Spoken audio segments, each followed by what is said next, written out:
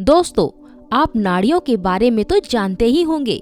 वो नाड़ियाँ 72,000 नाड़ियाँ बताई गई हैं, जिनमें से मुख्य नाड़ी 3 हैं, ईड़ा, पिंगला और सुषुम्ना नाड़ी। दोस्तों, ये नाड़ियाँ भौतिक रूप में नहीं हैं।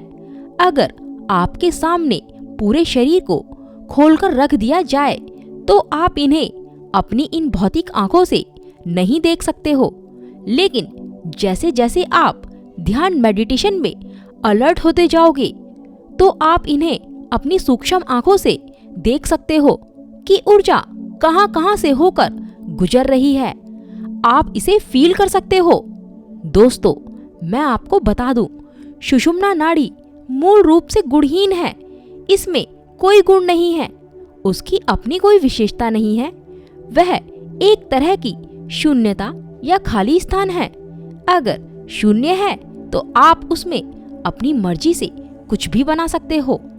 अगर आप सुषुम्ना को एक्टिवेट कर लो तो आपके अंदर वैराग्य आ जाता है। आप वैराग्य की स्थिति में पहुंच जाओगे। आप रंगहीन यानी पारदर्शी हो जाओगे, या यूं कहूं अपनी थर्ड आई एक्टिवेट करना चाहते हैं, तब भी आपको ईड़ा और पिंगला की शुद्धि करनी होगी ताकि आप सुषुम्ना नाड़ी तक पहुंच सके।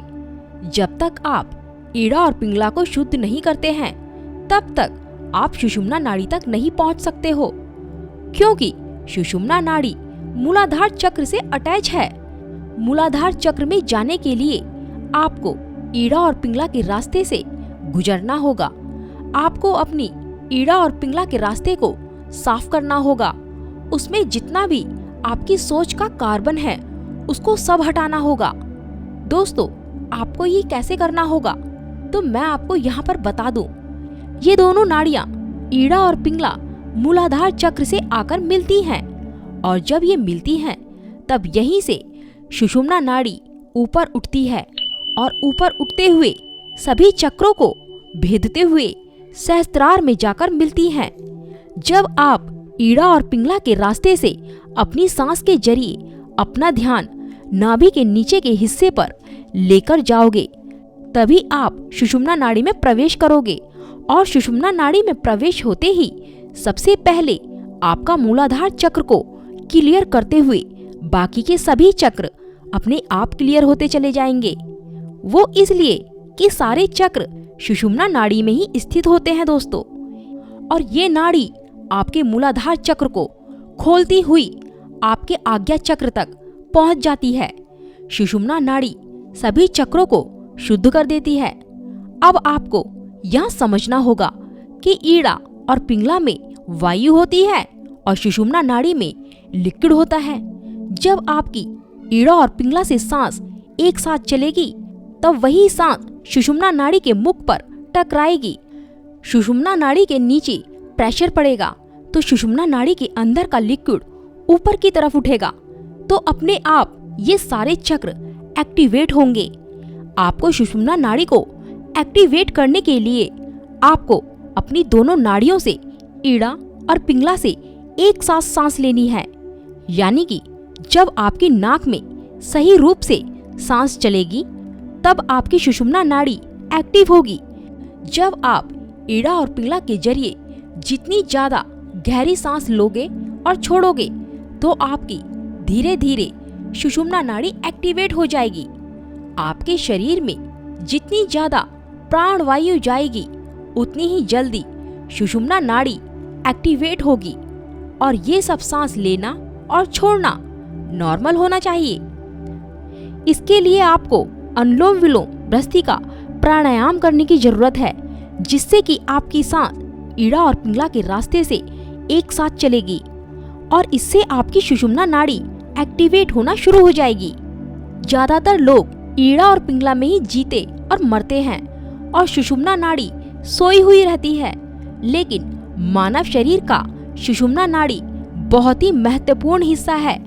एक बार आप ईड़ा और पिंगला के जरिए सुषुम्ना नाड़ी में खुद की एंट्री करा दें तो ध्यान मेडिटेशन में रुचि इतनी बढ़ जाएगी कि आपको ध्यान के बगैर अच्छा ही नहीं लगेगा।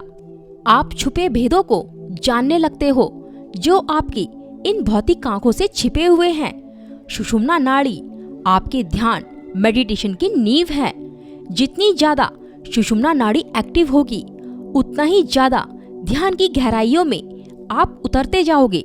दोस्तों, आप जानते हो, जब एक तरफ ईड़ा और दूसरी तरफ पिंगला नाड़ी का आवागमन होता है और बीच में आपकी सुषुम्ना नाड़ी चलती है, लेकिन सुषुम्ना नाड़ी एकदम शांत अवस्था में रहती है और ईड़ा और पिंगला, ये दोनों नाड़ियां हमारा भौतिक जीवन तैयार करती हैं। सुषुम्ना नाड़ी हमें आध्यात्म के रास्ते पर लेकर जाती हैं। जब आप ईड़ा और पिंगला में बैलेंस बना लेते हैं, मतलब ये दोनों नाड़ियां एक साथ चलती हैं और 1 मिनट में एक ही बार सांस लेते और छोड़ते हैं, तब सुषुम्ना नाड़ी के एक्टिवेट होने के चांस 90% बढ़ जाते हैं। दोस्तों, जब तक आप ईड़ा और पिंगला में जिएंगे, तब तक बाहरी चीजों को देखकर प्रतिक्रिया करते रहेंगे, क्योंकि ईड़ा और पिंगला का स्वभाव ही ऐसा होता है। अगर आप ईड़ा और पिंगला के प्रभाव में हैं, तो आप बाहर की स्थितियों को देखकर प्रतिक्रिया करते रहेंगे। लेकिन एक बार सुषुम्ना में ऊर्जा का प्रवेश हो जाए, तो आप हर किसी पर संतुलन बना लेते हैं। आप जहां भी रहेंगे, आप वहीं का हिस्सा बन जाते हैं। लेकिन कोई भी चीज आपसे चिपकेगी नहीं। आप अपने जीवन में सभी आयामों को खोजने का साहस सिर्फ तभी करते हैं जब आप वैराग्य की स्थिति में होते हैं। जब ऊर्जा सुषुम्ना नाड़ी में प्रवेश करती है, असल में योगिक जीवन तभी शुरू होता है। दोस्तों, वीडियो कैसी लगी कमेंट करके जरूर बताना। नमस्कार दोस्तों।